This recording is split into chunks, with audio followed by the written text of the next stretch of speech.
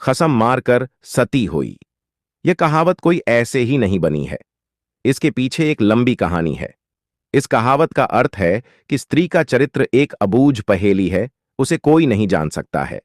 वह जलेबी की तरह जटिल व्यक्तित्व की स्वामिनी है, जो कुल्टा होते हुए भी सती सावित्री दिखने का प्रयास करती है। वह अपने पति को मारकर सती होने का स्वांग रच लेती है। पर ऐसा चरित्र समस्त स्त्रियों का हो, यह जरूरी नहीं है। कुछ स्त्रियां ही ऐसे चरित्र की मालकिन होती हैं, समस्त नहीं। आओ, आज एक कहानी सुनते हैं कि यह कहावत कैसे बनी।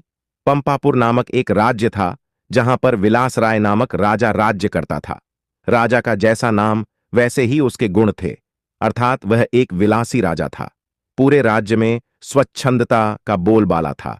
न केवल पुरुषों अपितु स्त्रियों का भी हद दर्जे तक चारित्रिक पतन हो गया था। विवाहेतर संबंध कायम करना एक आम बात थी उस राज्य में। उस राज्य में सुधर्मा नामक एक लकड़हारा रहता था। उसकी पत्नी का नाम सुलक्षणा था। सुधर्मा सुबह सुबह लकड़ी काटने वन में चला जाया करता था और देर शाम तक वापस लौटता था। दिन भर घर में सुलक्षणा अकेली रहती थी और बोर होती थी। सुलक्षणा अतीव सुंदर स्त्री थी और आत्ममुग्धा नायिका की तरह अपने रूप यौवन को आईने में देख देख कर हर्षित होती रहती थी। शाम को सुधर्मा थका हारा आता था और खाना खाकर जल्दी ही सो जाया करता था। सुलक्षणा घर का काम निपटाकर और सज संवर कर जब तक सेज पर आती थी, तब तक सुधर्मा खर्राटों की दुनिया में सैर करने चला जाता था। बेचारी सुलक्षणा मन मसोस कर सेज पर तड़पती रह जाती थी। उसका अतृप्त यौवन खून के आंसू रोने लगता था।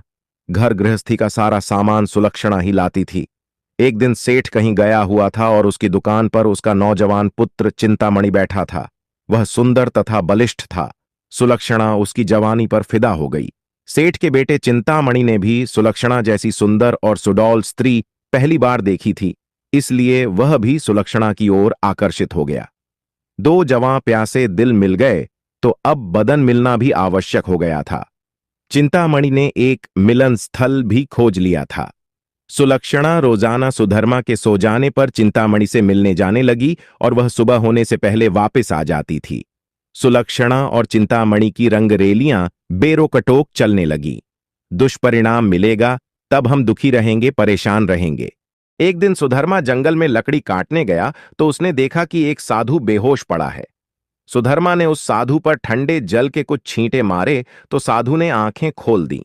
सुधर्मा ने साधु को बैठाया और ठंडा जल पिलाया तो उसमें कुछ जान आई। थोड़ी देर बाद उसे खाना भी खिलाया तो उसके बदन में थोड़ी ताजगी आ गई और वह चहलकदमी करने लग गया। सुधर्मा ने उस साधु से आग्रह किया कि कुछ दिन वह उसका आतिथ्य स्वीकार करे। सुधर्मा के आग्रह को साधु महाराज टाल नहीं सके और शाम को वे साधु महाराज सुधर्मा के साथ उसके घर आ गए। साधु को देखकर सुलक्षणा के तन बदन में आग लग गई। उसे लगा कि अब उसकी चोरी पकड़ी जा सकती है, इसलिए वह साधु को घर में नहीं रखने की जिद पर अड़ गई।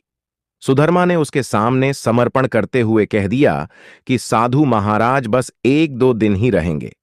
इस पर सुलक्षणा राजी हो गई। रात में सबने खाना खाया और साधु के लिए आंगन में चारपाई बिछा दी। सुधर्मा खाना खाने के तुरंत बाद ही सो गया था, लेकिन सुलक्षणा की आंखों में नींद कहाँ थी। वहां तो चिंतामणि की सूरत बसी हुई थी। उसका मन उड़कर चिंतामणि के पास चला गया था, मगर बदन तो सुधर्मा के घर में ही पड़ा था। यौवन को मन से ज्यादा तन की जरूरत होती है। सुलक्षणा को अपना बदन जलता हुआ महसूस होने लगा। उस आग बुझाने के लिए उसे चिंतामणि के सागर की आवश्यकता थी। सुलक्षणा उठी और उसने देखा कि सुधर्मा खर्राटे ले रहा है। तब वह साधु के पास गई। साधु भी चुपचाप लेटा था। सुलक्षणा ने उसे सोता हुआ जाना और फिर वह बंद संवर कर चिंतामणि से मिलने के लिए चल दी। साधु एक अनजान व्यक्ति के घर में ठहरा था और सुलक्षणा ने उसे बड़ी मुश्किल से घर में रहने दिया था, जबकि उसने यहां रहने के लिए कहा ही नहीं था। सुलक्षणा के व्यवहार को देखकर दाल में जरूर कुछ काला है, साधु महाराज के मन ने कहा, और वह सोचता ही रहा। इसलिए उसे नींद नहीं आई और उन दोनों के क्रियाकलाप देखता रहा। जब सुलक्षणा उसके पास आई तब वह दम साध कर चुपचाप लेटा रहा।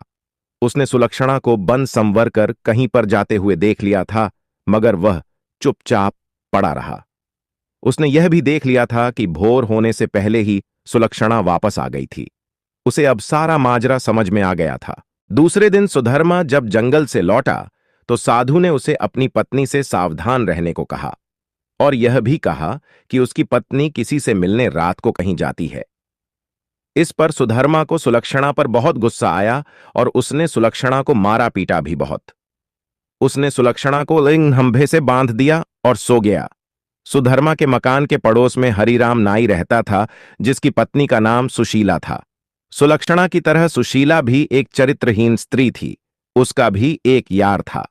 चूंकि दोनों एक ही नाव पर सवार थीं, इसलिए दोनों घनिष्ठ सहेली बन गई थीं। दोनों सहेलियां एक दूसरे के संदेश लाने ले जाने का काम भी करती थीं, इसलिए दोनों स्त्रियां एक दूसरे के प्रेमियों से भली भांति परिचित थीं। उस रात जब काफी देर तक सुलक्षणा नहीं आई तो चिंतामणि को चिंता होने लगी।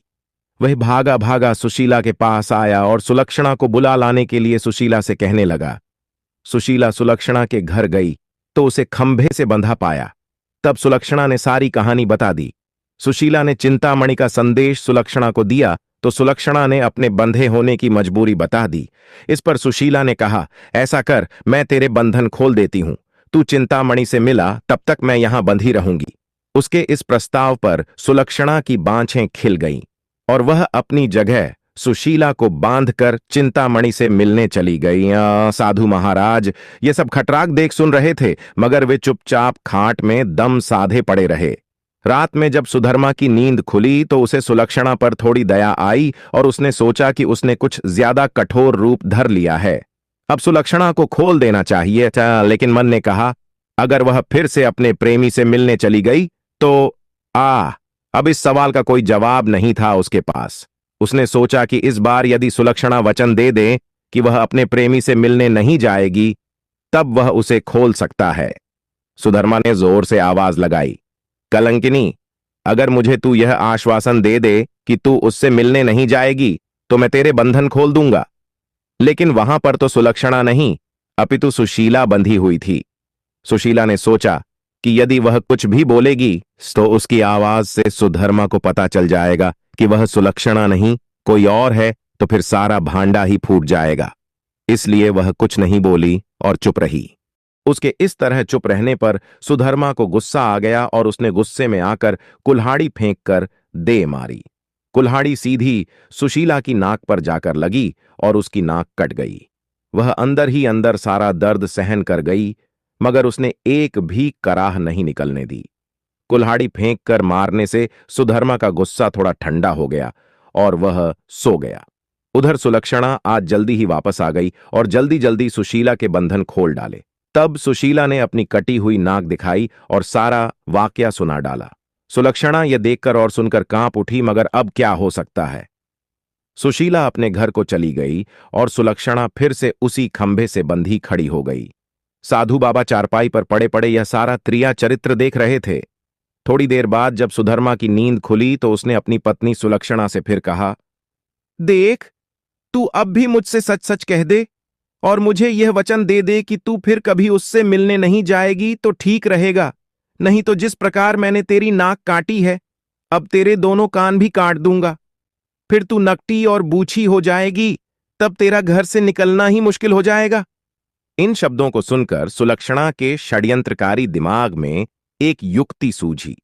उसे पता था कि नाक उसकी नहीं, सुशीला की कटी है और इस बात का पता सुधर्मा को नहीं है। इस नासमझी का फायदा उठाना चाहिए। तब उसने त्रिया चरित्र दिखलाते हुए नाटक करना शुरू कर दिया और जोर जोर से रोना शुरू कर दिया।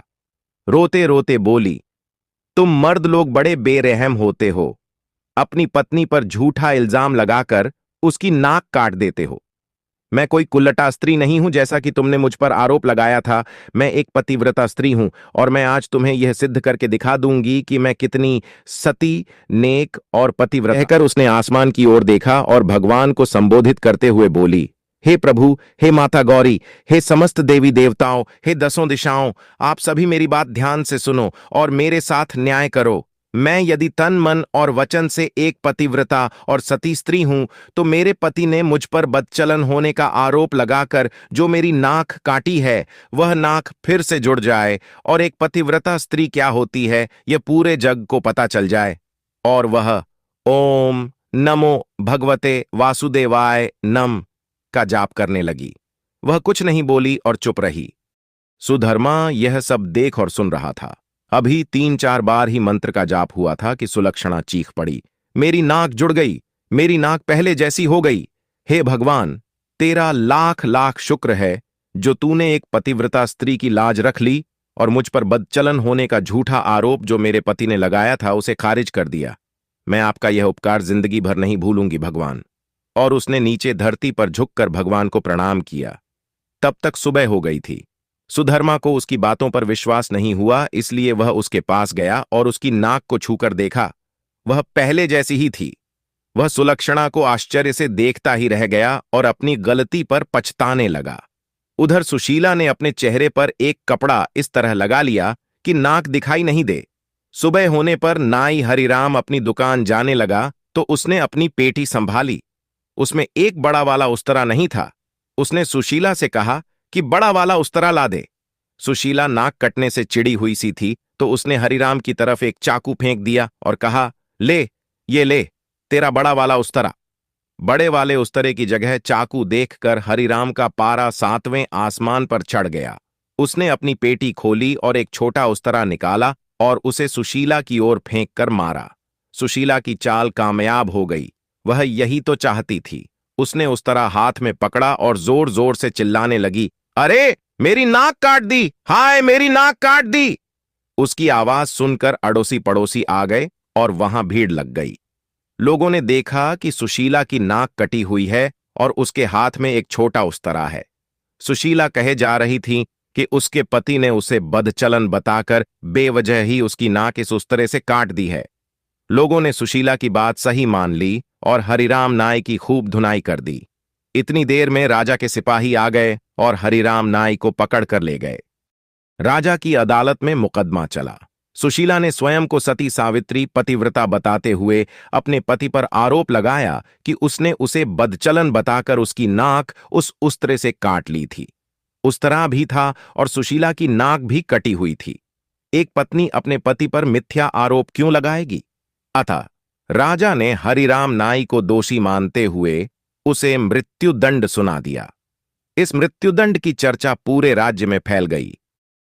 सुधर्मा के घर में ठहरे हुए साधु महाराज ने भी जब हरिराम नाई को मृत्युदंड की बात सुनी, तब वह विचलित हो गया। उसे दोनों स्त्रियों के त्रिया चरित्र का संपूर्ण ज्ञान था, जिसकी चपेट में एक निर्दोष व्यक्ति हरिराम नाई आ रहा था और अपनी जान से हाथ धो रहा था। तब वह राजा के पास गया और संपूर्ण घटनाक्रम राजा को कह सुनाया। राजा ने सुधर्मा और सुलक्षणा को दरबार में बुलवाया और कड़क कर सारी बातें सच सच बताने के लिए कहा। तब सुलक्षणा और सुशीला ने सारी बातें सच सच बता दी और अपने स्वांग को भी बता दिया। अब मामला पूरी तरह से साफ हो चुका था। दोनों स्त्रियों का अपराध सामने आ गया था और हरिराम नाई निर्दोष सिद्ध हो गया था। इस षड्यंत्र के लिए दोनों कुलटाओं को भीषण दंड दिया जाना था, लेकिन स्त्री, बालक और साधु को मृत्युदंड नहीं दिया जा सकता है। इस शास्त्रीय विधान के अनुसार दोनों स्त्रियों के नाक कान काटकर उन्हें छोड़ दिया गया। इस पूरे वृतांत को देखकर साधु महाराज बोल पड़े, त्रिया चरित्र जाने नहीं कोई, खसम मारकर सती होई। इस कहानी से हमें यह सीख मिलती है कि स्त्री का चरित्र एक अबूझ पहेली है, उसे कोई नहीं जान सकता। वह जलेबी की तरह जटिल व्यक्तित्व की स्वामिनी है, जो कुलटा होते हुए भी सती सावित्री दिखने का प्रयास करती है। वह अपने पति को मारकर सती होने का स्वांग रच लेती है। स्त्री का चरित्र अप्रत्याशित होता है। उसे कभी भी आंखों पर भरोसा नहीं करना चाहिए।